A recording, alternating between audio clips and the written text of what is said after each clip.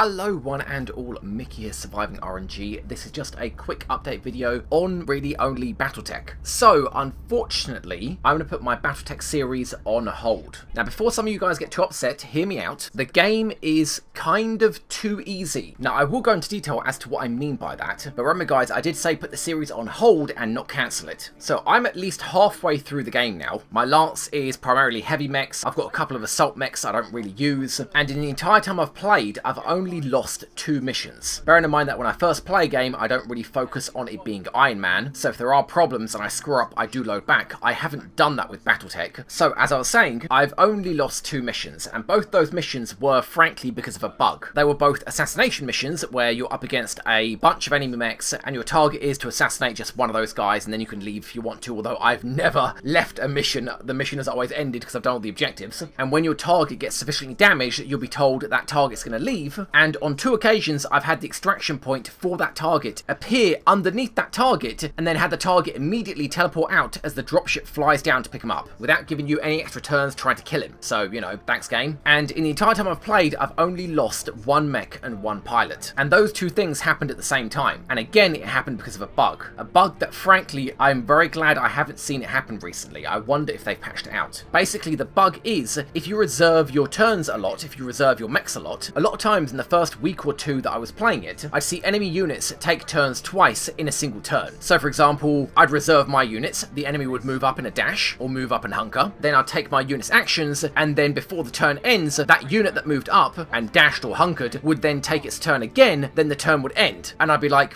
what the hell? And I've seen that happen a fair few times, and it's only cost me a mech once, as well as a pilot. And the only other time that I had a pilot become incapacitated, which I didn't actually lose them, they're the player pilots, they can't die, is once when an AC-10 or an AC-20, an autocannon, hit a 1 or 2% chance to hit on a fully armoured head and instantly incapacitated the pilot and the mech, which I'm really not a fan of. Both from the player's point of view and the enemy's point of view, being able to one-shot a mech completely at random, even if you're not using the called shots where you target specific body parts. I hate the idea of any moderately powerful weapon always having a 1% chance to completely incapacitate the mech and kill the pilot. It kind of feels like XCOM 2 all over again, except where everybody has the repeater mod, which is a weapon modification that comes in various qualities, being 5, 10 and 15% chance to instantly kill the target whenever you shoot and hit your mark, which I hate. I really can't stand that. I hate winning or losing based on RNG, but you know what? That's fine, whatever. The point is, those are the only times I've had anything bad happen while I've been playing,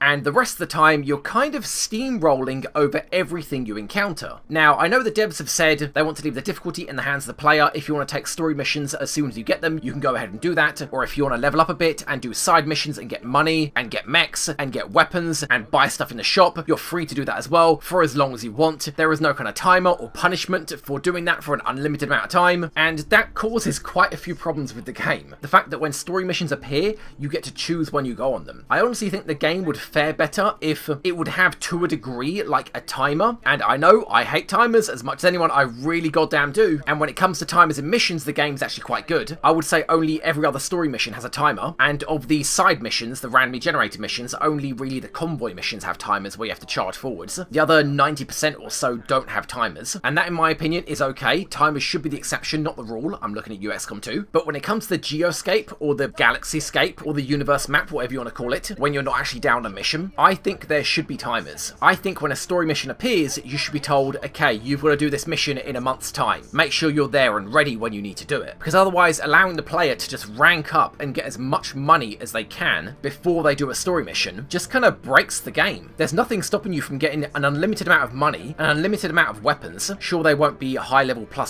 weapons, and also nothing stopping you from ranking up all your pilots. And anybody that might say, well, you know, just do the story missions when they appear, I mean, why the hell would you do that? That's like saying, you know, you could be smart about it and go for a flank when there is a flank available, or you could just say, well, I'm not going to take that flank, that would make things too easy. So yeah, those are my opinions of the difficulty of BattleTech. So why am I putting the campaign on hold instead of either just cancelling it or continuing it, if that's how I feel, is because I have heard that the devs are working on a difficulty patch, specifically a hard mode for the game. Now, I don't know if that would add a timer to like the geoscape, which the game really needs, but it will at least make the game more difficult. I would love the game to play out to where every other mission you're winning by the skin of your teeth. Of course that couldn't happen, because missions that play out like that, even though you technically win, you've lost that mission, because the amount of downtime your pilots are going to have from being injured, and the amount of downtime your mech's going to have from being repaired, and the weapons you might have lost from parts being blown off them, as well as having to repair them, all in all, that's going to count as a loss. But I honestly think the game should be built around that, making the missions more difficult, but making the geoscape easier. So you're less punished for pilots getting injured, mechs getting damaged, repair costs, and maintenance on having mechs just lying about, but making the missions much more difficult, increasing the enemy numbers, say like, I don't know, by 50%, so that way there might actually be a reason to do the objective and then leave, which I've never had to do. I've always done the objective and then killed everybody, and then the mission ends. So yeah guys, I thought I'd let you know about this. When the update is coming out, I don't know, but I wouldn't imagine it's going to be within the next 2 weeks. I think it's going to take about a month minimum, but how the campaign will play out after that is going to be exactly the same as I'd already set it up, so random viewers are going to show up. In fact, I'm going to use the same setup that I already had beforehand, which I used random.org to pick the names, then I replaced the existing pilots with those names, so the pilots that were picked for the current campaign will essentially be continuing their career, and all I'll do is skip the first mission, which is the first story mission, and then maybe skip the mission after that, which was episode 2 of this campaign, unless the hard mode difficulty modifier changes a lot. Then in that case I'll replay it, but if nothing's changed about it, then I will just skip it entirely. You get nothing for it. At best you come out with no injuries and no damage, and at worst you come out with, well, injuries and damage. So yeah guys, that is the quick update. I don't know what I'm going to be doing in the place of BattleTech for the time being. I honestly don't know if I'll do anything to replace this series in the meantime, so we'll see. I don't know. So yeah, anyway guys, thank you very much for listening, and I'll see you guys in another video. Bye bye everyone.